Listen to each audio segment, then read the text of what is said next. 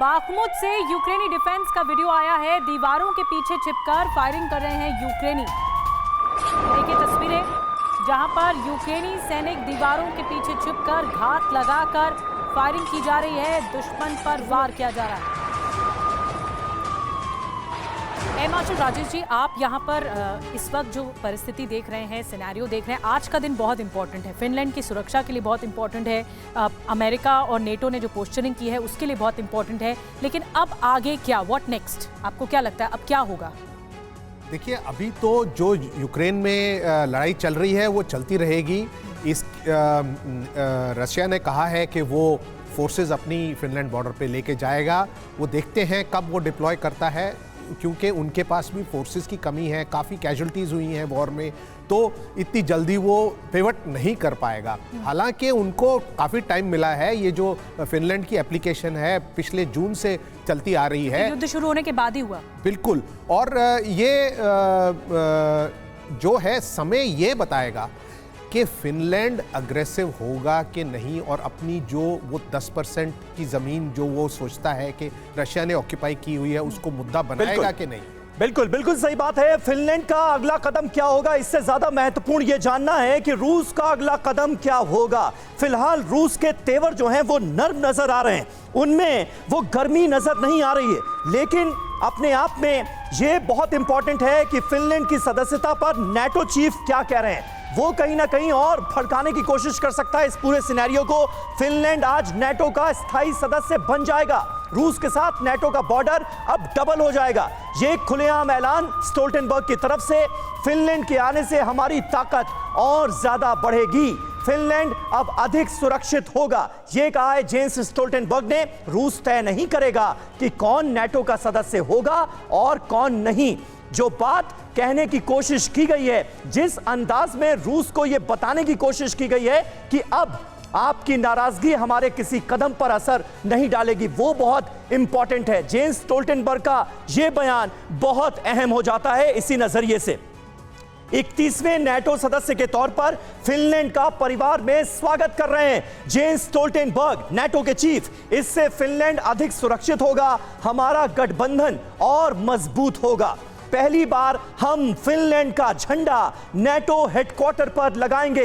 वक्त मुकर्रर कर दिया गया है आज शाम 7 बजे का, और इस लम्हे का इंतजार फिनलैंड को बरसों से था और आज वो होने जा रहा है। अब आपको बताते हैं कि फिनलैंड के नाटो में जाने से हालात कितने विस्फोटक होने वाले हैं, आसार क्या बनते नजर आ रहे हैं। फिनलैंड की नाटो में एंट्री क्या जंग को विस्फोटक मोड़ दे सकती है। अभी नाटो रूस लैंड बॉर्डर जो है वो 1215 किलोमीटर का है। ये देखिए, मैप के जरिए भी हम आपको दिखाने की कोशिश कर रहे हैं। ये रहा रशिया, ये फिनलैंड, ये स्वीडन, नॉर्वे। फिनलैंड और रूस के बीच आप देखिए ये जो सीमा है पूरी, ये आप देखेंगे ये जो सीमा है ये 1340 किलोमीटर की सीमा है जो शेयर करता है फिनलैंड रशिया के साथ। यानी नाटो कंट्रीज अब यहां तक पहुंच गए हैं, यहां पर वो सेना को डिप्लॉय कर सकते हैं, और यही सबसे बड़ी खतरे की घंटी है रूस के लिए। रूस इसीलिए बिलबिलाया हुआ नजर आ रहा है। फिनलैंड की सदस्यता के बाद 2555 किलोमीटर हो जाएगी, यानी सीमा विस्तार हो जाएगा नाटो का। अभी 5 नाटो देशों से रूस की सीमा लगती है, यानी एक तरीके से नाटो कर क्या रहा है, नाटो घेराबंदी कर रहा है रूस की। यही सबसे बड़ी चिंता का सबब है। रूस अपनी सीमा पर नाटो की मौजूदगी नहीं चाहता, लेकिन चाहे या ना चाहे नाटो का विस्तार हो रहा है। रूस की घेराबंदी लगातार हो रही है, बढ़ती जा रही है। पश्चिमी दखल ही यूक्रेन में युद्ध की वजह बना, ये हम सब जानते हैं। फिनलैंड और स्वीडन पर भी रूस ने पहले चेतावनी दी थी कि वो नहीं चाहता कि नाटो का विस्तार हो और फिनलैंड और स्वीडन को इसमें शामिल किया जाए। फिनलैंड में नाटो का प्रयोग भारी पड़ सकता है, इसीलिए यह कहा जा रहा है फिनलैंड रूस के साथ सबसे लंबे बॉर्डर वाला नाटो देश होगा। और यह सीमा ये रही जिसका मैंने जिक्र किया, 1340 किलोमीटर की यह सीमा रूस के साथ डायरेक्टली लगती है।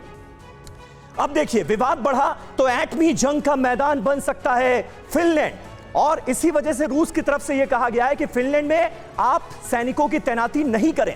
नाटो मेंबर बने तो हमारा टारगेट होंगे स्वीडन फिनलैंड। ये रूस ने चेतावनी दी थी, सीधी वार्निंग दी थी। लेकिन अब स्वीडन और फिनलैंड में से एक ऐसा देश जो इतनी लंबी सीमा शेयर करता है रूस के साथ, विपिन, वो नेटो मेंबर बनने जा रहा है। जाहिर है रूस में इसे लेकर चिंता तो बहुत होगी।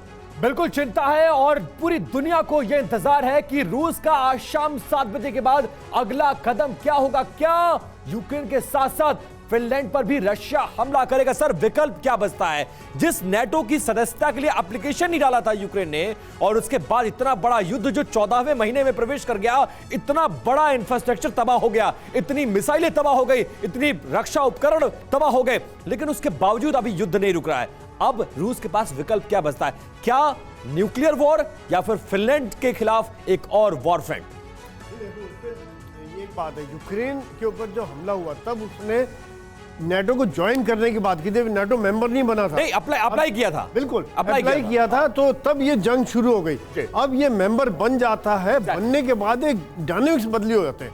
आर्टिकल 5 ऑफ नेटो जो एग्रीमेंट है उसके अंदर अगर किसी भी नेटो के देश पर हमला होता है तो कलेक्टिव डिफेंस की बात आ जाती है, यानी कि पूरे नेटो देश अपने ऊपर हमला मानते हैं। अमेरिका, नेटो के जो 30 बाकी देश हैं वो सब जंग पे कूद पड़ेंगे। और जैसे आपने कुछ देर पहले मैं चैनल में आपके देख रहा था कि किस प्रकार से कंपैरिजन दिखाया है दोनों रशिया की सेनाओं का और नेटो कंट्रीज की सेनाओं का, तो रशिया के लिए बहुत बड़ा मुश्किलात हो जाती है। यहाँ यही वजह है कि एक बड़ा धर्म संकट है पुतिन के साथ। लेकिन सवाल यह है कि क्या इन 30 देशों का प्रेशर बर्दाश्त करने की स्थिति में रशिया है?